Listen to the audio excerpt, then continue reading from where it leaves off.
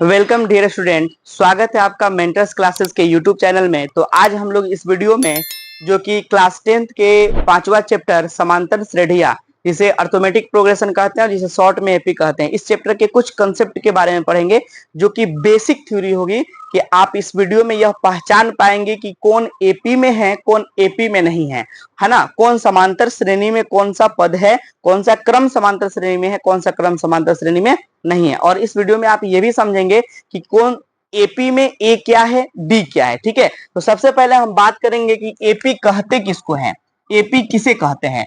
तो एपी वैसा क्रम, वैसा संख्याओं का समूह जिसमें उसके बीच का अंतर, सबका अंतर बराबर हो जाता है, उसे हम समांतर श्रेणी कह देते हैं। समांतर मतलब हर संख्याओं के बीच का अंतर बराबर हो, समान हो। समांतर मतलब समान हो। जैसे 2, 4, 6, 8, 10 ये एपी में है या नहीं है। तो देखिए, तो 2 और 4 के बीच का अंतर 2, 4 और 6 के बीच का अंतर 2, 6 और 8 के बीच का अंतर 2, 8 और 10 के बीच का अंतर 2। यानी सभी संख्याओं के बीच का अंतर 2 आ रहा है, बराबर आ रहा है। इसका मतलब ये कि एपी में है। ठीक है, जैसे एक दूसरा अंक लिख दे, 3, 6, 9, 12। 3 और 6 के बीच का अंतर 3, 6 और 9 के बीच का अंतर 3, 9 और 12 के बीच का अंतर 3। इसका मतलब है कि ये भी एपी में है। मतलब कोई भी क्रमागत ऐसा पद जिसके बीच का अंतर बराबर हो, उसे एपी में कहते हैं। जैसे मान लीजिए 3, 5, 8, 9। 3 और 5 के बीच का अंतर जो है वो 2 है, और 5 और 8 के बीच का अंतर 3 है, 8 और 9 के बीच का अंतर 1 है। तो क्या ये एपी में है? नहीं है एपी में। क्यों? क्योंकि इसके बीच का अंतर बराबर नहीं है। जो क्रम, जो संख्याओं का वैसा समूह, वैसा क्रम जिसमें उसके बीच का अंतर बराबर हो, उसे हम एपी में कहते हैं। आई थिंक ये चीजें आपको समझ में आई होंगी, है ना। जो भी क्रम एपी में होगा उसके बीच का अंतर बराबर होगा, और जो क्रम एपी में नहीं होगा उसके बीच का अंतर बराबर नहीं होगा। जैसे आप बोर्ड पे यहाँ पे देख चुके हो, चाहे बटा के फॉर्म में हो, पॉइंट के फॉर्म में हो, गुना के फॉर्म में हो, भाग के फॉर्म में हो, जोड़ के, जैसे भी हो, एपी का यही शर्त है, यही नियम है। आइए, अब आप उम्मीद करते हैं कि ये चीजें आपको समझ में आ गई होंगी। अब हम बात करेंगे कि एपी में कुछ पद होते हैं। एपी में कुछ पद होते हैं, जैसे मान लीजिए एपी में कुछ टर्म होते हैं। जैसे मान लीजिए कोई दिया गया हो 2, 4, 6, 8, 10 डैश डैश डैश, ये एक एपी में है। क्यों? क्योंकि ये इसका क्रम जो है, इसके बीच का अंतर आपस में बराबर होते जा रहा है। एपी दो तरह का होता है, एक परिमित होता है, एक अपरिमित होता है। ठीक है, परिमित का मतलब हो गया कि एपी में कुछ ऐसे पद होते हैं जिसे हम गिन सकते हैं, कुछ ऐसे पद होते हैं जिनको गिनना पॉसिबल नहीं होता है। ठीक है, चलिए, तो एपी में कुछ पद होते हैं। जैसे मान लीजिए ए होता है, इसको हम लोग प्रथम पद कहते हैं। एपी में एक होता है प्रथम पद, प्रथम पद जिसे हम ए से सूचित करते हैं, जिसे हम ए लिखते हैं।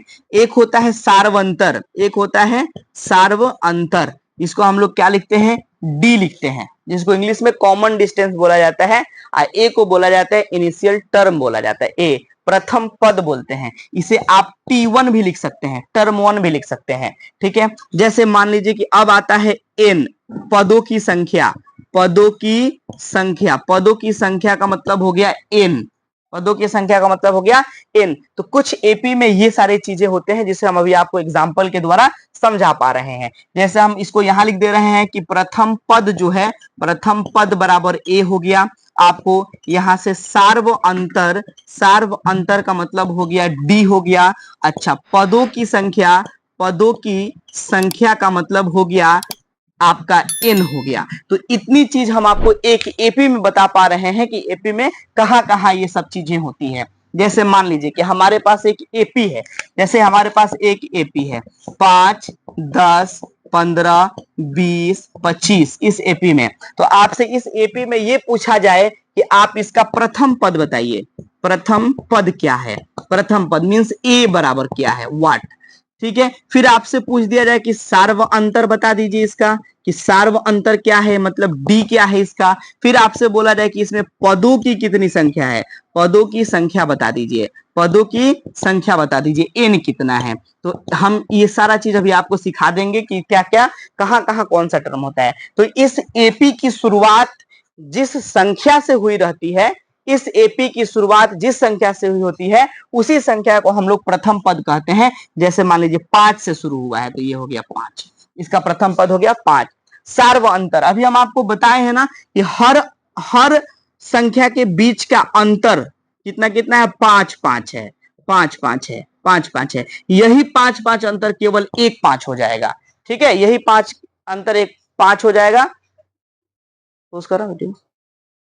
तो यहां से हम लोग पदों का अंतर क्या, सार्वंतर कितना हो गया, 5 हो गया। अब हम बात करेंगे यहां से पदों की संख्या। तो पदों की संख्या गिन लीजिए, 1 2 3 4 5, यानी पदों की संख्या भी कितनी है, 5। इसमें जितने कॉमा देके अलग अलग पद लिखे होंगे सभी क्या हो जाएंगे, पदों की संख्या हो जाएंगी। तो उम्मीद करते हैं कि ये चीजें आपको समझ में आई होंगी।